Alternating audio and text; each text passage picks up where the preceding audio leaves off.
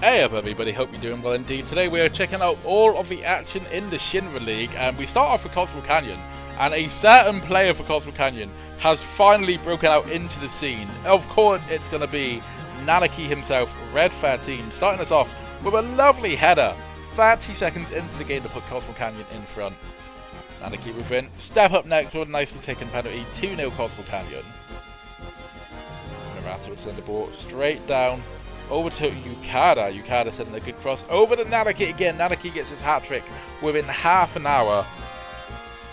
And he's not done there. He's not done there, would you believe? Nanaki again. Oh wait, he's done in this regard. Sends the ball over to Hotta. Hotta with a good talent shot himself.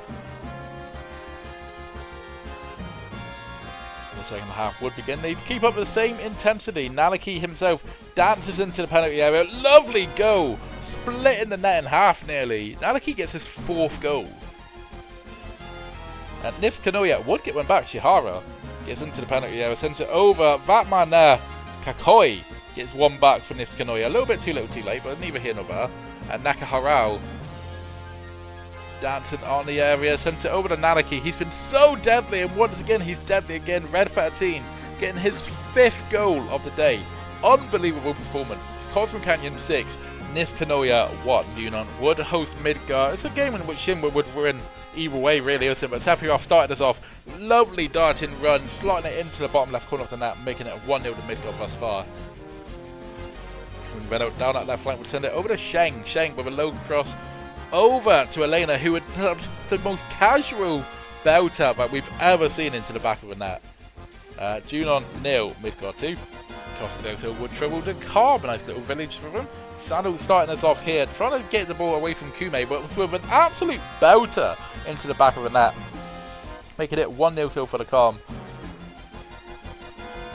Costa would fight back, however, with what looks to be a belter of their own. Absolute belter flying into the back corner of the net.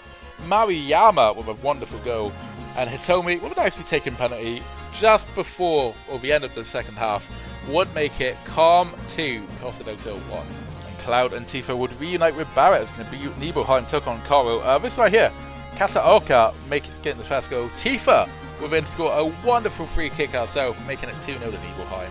And then Cloud himself, looking very different from what we used to look at Cloud like, would make it Nibelheim 3, Koro 0. And Wutai would go up against Gongaga. I don't think those two have ever had any beef together, have they? Let's be fair.